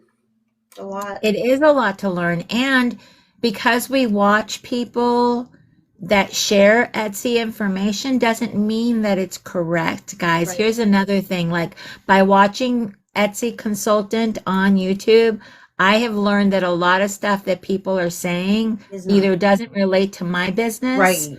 Right. or they're giving me wrong information. I've So tried you have AI things to help me with the SEO titles. I've None of it works. It really doesn't. I know a lot of people say that to make sure that at least what's in your title is in the first line of your description. Everybody has their own advice, I guess. But I learned a lot from the Etsy consultant watching him on YouTube. So Yeah, I would yeah. highly, And highly Mary, suggest thank that. you for sharing that because a lot of us have now jumped on board and are Yeah. definitely getting the information that we so desperately need because guys, even if you are tech savvy as our friend Cricket is, a lot of the stuff is still foreign. It's still foreign to us. Yeah. And trying all the things is exhausting. Like we haven't figured out that exact correct formula yet to say this is going to work each and every time. Mm-hmm. Right? So we Yeah. try a bunch of different things. Mary said she doesn't pay for ads. Cricket just said she doesn't pay for ads. Um, but it doesn't mean that ads don't work. It just means Right. that there's a certain time in your business where they will have more traffic, more. That's Right. what you want. You want to drive traffic from Etsy to your shop. You want when somebody puts in whatever wreath in their description that your stuff is popping up, right? There's just a lot of things to it. And figuring that out is what we're all trying to do. Yeah, I really considered using another platform as well. But honestly, like when I looked into Shopify and all that stuff, it just seemed too complicated. And I'm pretty tech savvy, like I said, but Etsy just seemed the easiest. And excuse me, I haven't had any issues with Etsy. Like I know a lot of people do, but it's been good. I've had no issues with it, and it's fairly simple to use. So I just Right. stay home. And when you think about like have you because I know I have you checked out like putting your stuff in a boutique, a local boutique? Like Um Painted Tree. yes. Yeah, I've thought about it. I just, again, I'm way outside of the city of Knoxville. It takes me like, I don't know, and I got to get on all these main roads to get there because it's like out in Knoxville and I don't want to drive there. That's the only Painted Tree we have. But I really thought about it. Really did. Yeah, I toyed with the idea for 2 seconds. Because the closest one to me is an hour away. Yeah, There's see, two, see, it's, yeah, yeah. there's two of them and they're both an hour away. And I'm like, the cost of booth space, right? Hmm. The upkeep, because you basically design your own booth area. Like you Yeah. design what you want it to Mhm. look like. So there's that. Then there's the what they take for selling your wreath. Like they take a percentage also for selling your wreath. And I'm like, yeah, Etsy sounds really good. Yeah, yeah, right. I don't have to leave my house either. I Yeah, couldn't so imagine, like I said, I don't drive. I drive my kid to school and back. I don't have morning traffic. Or I couldn't imagine having to start driving to work again. I was like, no, I'm not driving an hour to this place. But I think they also have people that will, when you're not there, that will run your shop for you, yeah, is what I basically read. you don't have to be there. Right. Yeah, you don't have to be there. They have cashiers. They have Um, cashiers and all you're responsible for is stocking your booth. Isn't Sweet Aria Decor? I'm pretty sure she has a painted I tree. just watched her do Yeah, something. I'm not hers sure is if that's a painted gorgeous tree. though. I don't know if that's a painted tree, but I have been watching her, so that's Yeah. something definitely to watch out for. She just says, I'm moving to my new space. Oh, maybe that's a new space. Oh, I'm trying to think. I'm pretty sure it was her that had the paint. Maybe she's going from painted tree to something new, but I'm pretty sure she was at painted tree. I don't know. Maybe I'm wrong. So somebody asked, what's a painted tree? It's basically like an eclectic boutique Hmm. um, mall is what I'm going to call it Yeah. because there's several different booths within a shopping space. So picture, let's just go with Hobby Lobby. Picture a Hobby Lobby, but instead of having aisles of merchandise, you have booths with Hmm. people's handmade Yeah. items or what they sell. So it could be clothing, it could be soaps, it could be like anything. It's more like Um, an upscale indoor flea market, but there you go. Well, upscale it's more like a marketplace. market. Yeah. Yeah. It's not a flea market though. It's not a flea market Right. because it's not It's boutiques. it's It's definitely, boutique style stuff. So it's yeah. like higher end home decor, higher Hmm. end clothing, that type of thing. So yeah, it's not a boutique. It's if you look up Painted Tree, you can see like they're in Yeah. several different locations, but that will give you a better idea of what it is. Yeah, I thought about it. Exactly. Oh, yeah, like an antique place with no, well, yeah, but it's not antiques. Exactly. So similar to that. But when I was in, like, a friend of mine thought she was being super helpful, and she's just like, you should go put it at Painted Tree. And then I started adding up what it would cost me to be there. Yeah. I don't sell enough to Right? do that. I was like, no. Just a little bit out. So I'm like, no, I No. think I'm going to stick with Etsy because, guys, you're not paying more than 20 cents a listing when you're listing on Etsy. You don't pay fees until that item sells. So really, it's basically, here, I'm going to put this out there. I'm paying 20 cents for people to see it, right? So your pictures, your video, all the things that they offer you are very important when you're making a listing, to let the customer fully know what they are buying.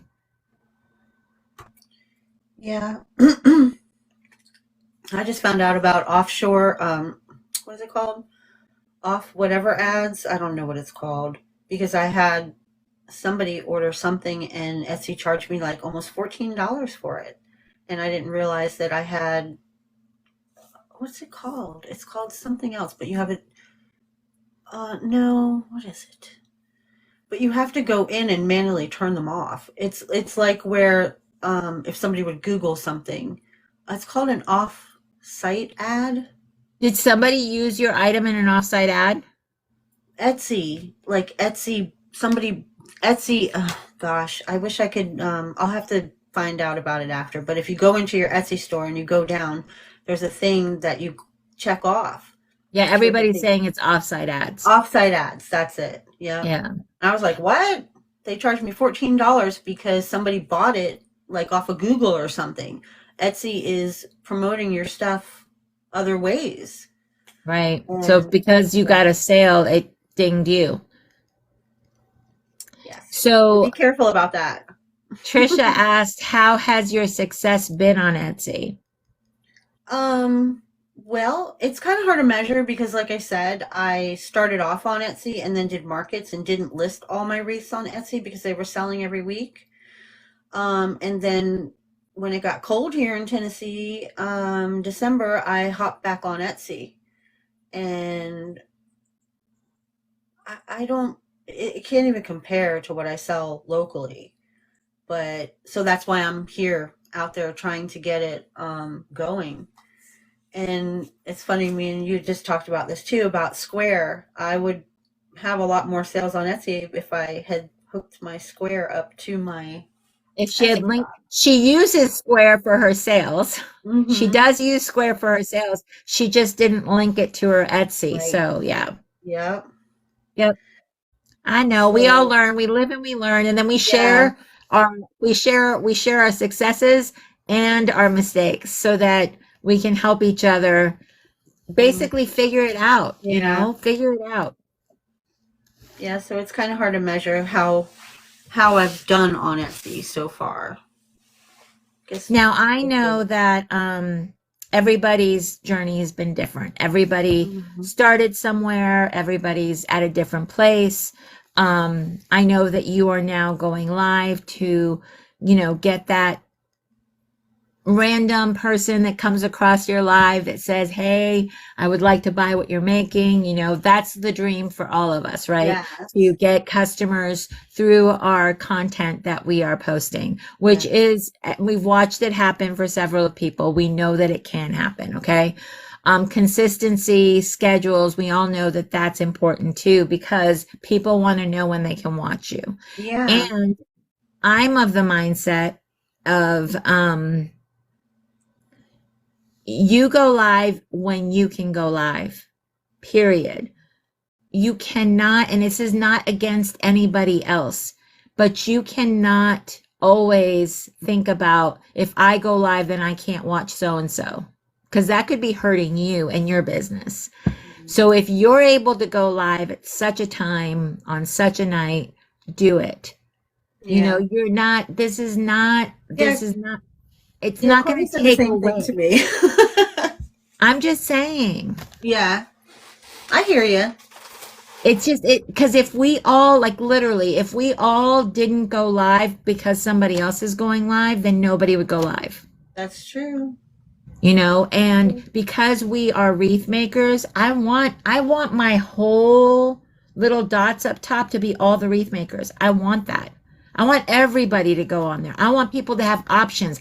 I want FYP to go nuts going, who are all these wreath makers? Look at everybody here. I think that would be amazing if people could go watch different lives on Wreath Maker Boulevard. That's just, I promise you that's what I want. I think that that would be amazing because then it just brings other people in. It brings the customers in. Yes.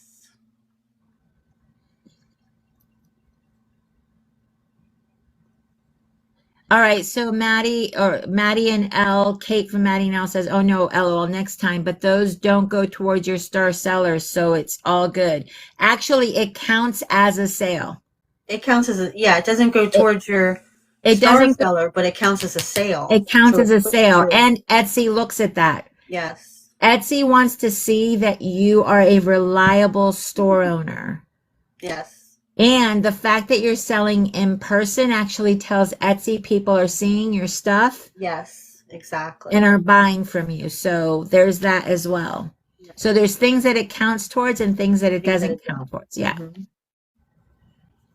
No, not as a star seller sale, but No. if you're already a star seller because you met all the requirements, it doesn't matter. That's my experience anyway. Yeah, mine too. Same. I do have my square hooked up to it now, though. I'm so glad. Mm-hmm.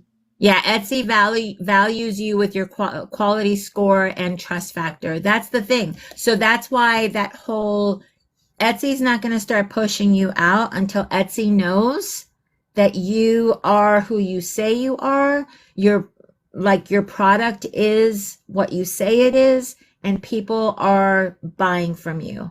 And that's the truth. So that could take anywhere between 8 months to a year before Etsy starts pushing you out. Yeah. So just be, and like Mary has shared a lot about Etsy, and I'm so grateful that she put us onto the Etsy consultant. But yes. Etsy likes you to be in there. It just does. Change a few things up, be responsible with your announcements, share what's going on in your shop. The long game, yes. It is the long game. Absolutely, it's the long game. All right, 2024. What does 2024 look like for Cricket? It looks like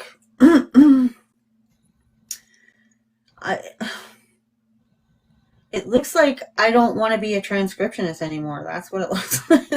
That's what I'm looking for. I don't want to do my full-time job anymore. I want to quit and do this full-time. That's what I want to do. Or teach people how to do this full-time. That's what I want. And you want to teach in person? I would prefer in person, but I'm up to anything. Have you been promoting that when you go to your market? No, I haven't. People didn't seem too interested. So, but I'm sure if I put something together, I'm sure a lot of those ladies would come. I think they would. Yeah, it would just take one time, honestly, because then it would be word of mouth. Yeah, I still don't think I really pushed it enough. So Weekly Knit and Crochet asked, do you think making cards or flyers helps sell? Yeah, for sure. I have a market coming up this Saturday, a Valentine's Day that we're going to do. And I get all over social media. I make advertisements on Canva and post them all over social media. All throughout all of the, what do you call it? The community Facebook pages. And yes, it does help for sure. So the community Facebook pages has helped you. Yes. Yep. So the answer is yes. See, I haven't tried that. I haven't tried, like I said, the most I did for myself this year was like, I'm putting a wreath in my dentist office. So they didn't buy it. I'm not giving it to them. They basically have something pretty in their office. And if it sells, I go grab it and put another one in. So that was the arrangement that I made. So these are just getting yourself out there is what matters. Yeah. So you're really focusing on just not wanting to be a transcriptionist anymore. Like that's your big focus. So your directive is definitely going to be, how am I going to get to my end game? What are the things that I'm going to do? What's going to work? So have you thought about ways of making money passively, passive income? No. So let that be a little nugget for you. Passive income would be things like posting tutorials that people buy, doing online classes that people pay for, but then you do it one time and that's perpetually there. Those are things that we all have to think about. We have to think about things that are going to make money that we don't necessarily have to do all the time. So those are things that we can think about, but that'll get you to your goal a lot faster, I think, if you have stuff that's already bringing in. I thought, like I see Max, he's got his little bow class. Courtney has her bow class, and I'm thinking, that's smart, really, really smart. And I'm like, but I didn't give it too much thought after that about me doing it, but it's definitely something to consider. It's something that we all need to consider. And what's crazy, I like wreath class with wine, yes. But that's the thing, right? So being authentic to ourselves, and creating things that work for us, because even though people are taking classes from various people, they could connect and learn more from a different teacher or a different person. So I always say, don't pigeonhole yourself. Don't tell yourself you can't do something. Tell yourself that, hey, I'm looking into doing something, and this is just what my offer is going to be. And that should be enough. That should be okay. See, and Katniss just said, we all teach differently and people will love you and want to learn from you. And that's true. That's true. All right, guys, guess what? It's been 2 hours with our friend Cricket. Did you think we would fill the time? I went by so fast. Well, there you go. She was very nervous. I don't know if you guys could tell when she first started, but she kind of sat in, and I told her, I said, you're just having a conversation with your friend Claudia and people are watching. It's really okay. So if any of you ever want to sit down and have some real talk with me, reach out. I would love to do this because now we know more about Cricket.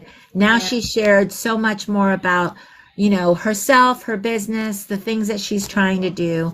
And when we see each other, we'll be like, hey, it's Cricket. Good job, Cricket. Thank you so much again. Thank you for having me. All right, guys. You guys have a great, fantastic Friday, and we'll see you later. Everybody. Bye. Thank you. Bye.